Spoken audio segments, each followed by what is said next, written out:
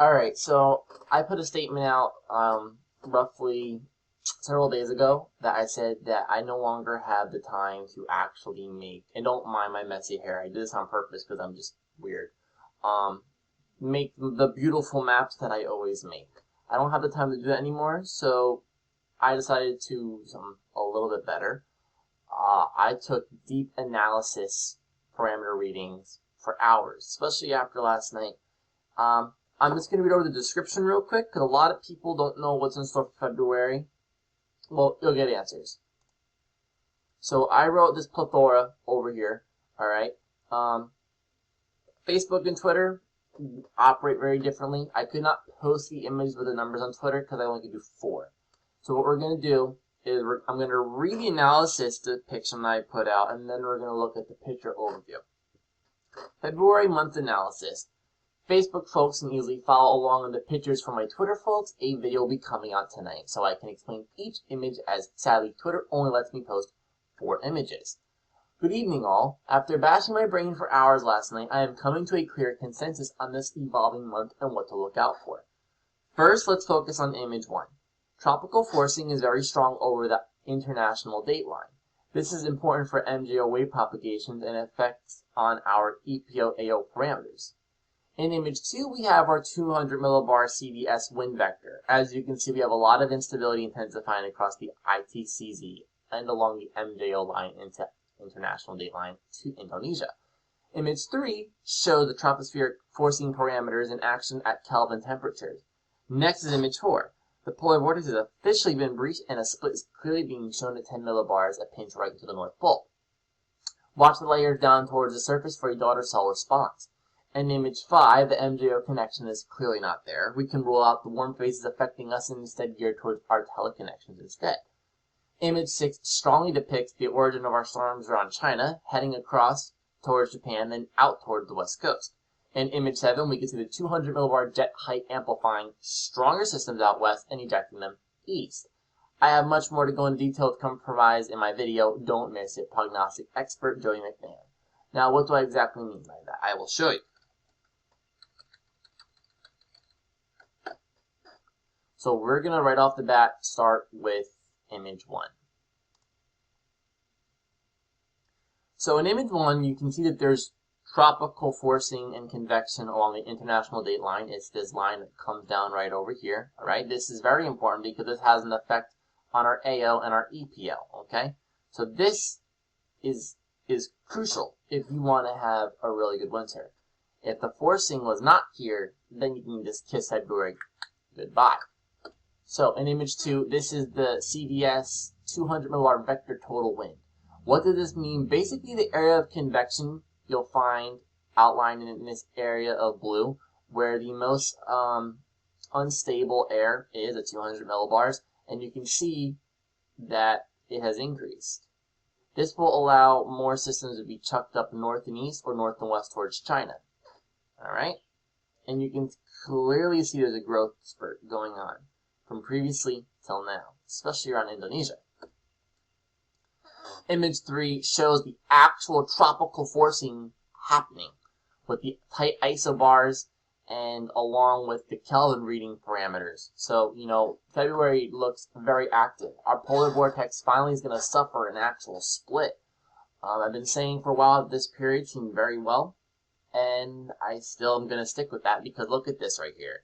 I mean, it's like a Rossby wave from hell. Now, you want to wait for a response to then happen down going towards the surface. That's image 4. In image 5, I explained to people, okay, I'm just going to go to this real quick because people are like, oh, well, the MJO is in a warm phase, so that's why we're having warm weather. No, that's actually not why we're having warm weather. If we go over to the Madden-Julian oscillation real quick, oh, computer, now is not the time to be slow, man.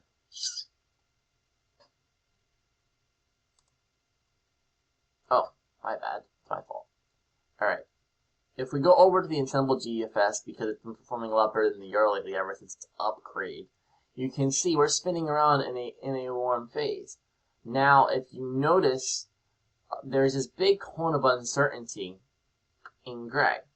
Even though it may seem like it has a consensus, now you see, oh, we're going back to the circle of death. Well, that goes back to our tropical forcing. However, the MJO is not what's driving our weather right now. We're going to go back over to our teleconnections real quick. Okay? Our PNA is kind of like meandering around in neutral. That's not even honestly our driver either. Our NAO is positive, and our AO is positive, starting to go negative. So, if I get out of this, and we go back to this, unless you see a fetch coming from south line up north, there is no MJO connection, okay? That's why sometimes the MJO, even in your cold phases, it can be warm. There's your answer right there. The convection over in China, this is a really good depiction because this shows you all the blossom right along the equator, the international date line, the ITCZ, China, boom, system comes up towards Japan and then gives birth to something like that. Alright? One system after another is going to keep on being flung across and make its way towards the US. And one of them is going to be a big bad boy on the East Coast for the Northeast. 200 millibar heights. As you can see, over time, this jet is amplified. And now you really have systems that are kicking it up around China and Japan. And it shows also your split flow going on and whatnot. But look what's going on now over here in conjunction with this jet. Subtropical jet, subtropical jet, subtropical jet. Okay? Now, you see up over here, if you look, there was no jet amplification that was going up towards Greenland. What does this mean? This allows more energy to make its way further north. So yeah, the jet may be more amplified south, but if it's too amplified too far south, you get suppression. You can see there's actually a split flow right along from Greenland down towards the Azores area. But now this jet parameter goes straight up towards Greenland, and this is very good if you want storms to come straight up the coast. So that is that for now, for this. I posted other pictures as well, so we're just going to kind of go over that. I appreciate you guys understanding that I can't make those maps anymore. I just don't have the time for it. These are some analogs that I threw up. Here we go. Dew point parameters are telling me already that the subtropical jet is going to be pretty active. But I think that the northern jet is going to be dominant in the fact that things are not going to be suppressed too far south. You can just see what's going to happen once these storms start going up this track. We have officially established Greenland air right into Canada. Once the polar vortex splits, look where it's going to be coming. It's also going to come here, but I'm trying to show you guys that this type of air is already in Canada. Now you just got to bring it down, you know. The Euro ensembles, as crappy as the Euro has been, I try to show you guys a depiction which I actually agree with. This is me not model hugging. You guys should not just model hug just because it's the best model.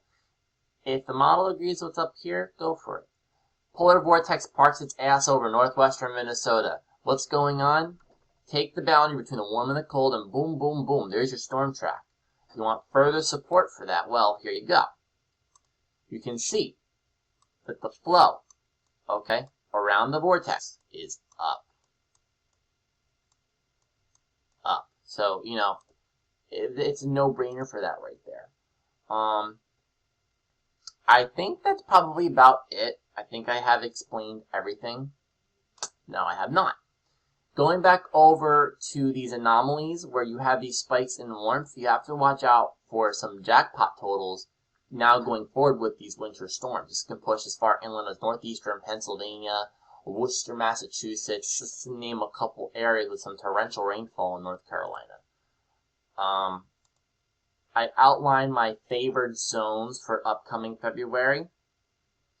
This cold water, okay, if you live along this cold water, it's actually detrimental for rain and snow because the moisture, the air parcel, cannot lift as much, and the moisture cannot come up as high and then drop back down.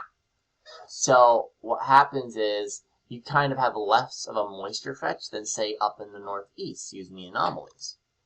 And this helped me with that And you guys have been for weeks now still saying, oh, congratulations on nailing the blizzard. You know, I just used physics, honestly. Got theoretical, used my head, yada, yada, yada. That's what I did. Our El Nino pretty much is really starting to fall apart. Here are analogs, and they've been holding up pretty well. So you're now taking this strong basin-wide El Nino away, and it's becoming more west-based, which is pretty damn good, and it's at a moderate level. If you go over to the analogs comparing January to February, this is very important. I mean, yeah, you have a block in January like this, but look at this. This is like either Suppression City, or at times it'll just cut up like this, which is not good. But now you have nice NAO, negative NAO will establish itself, and an amplification in dropping heights. Right over the benchmark, ready to just slam the northeast, if that's actually what happens.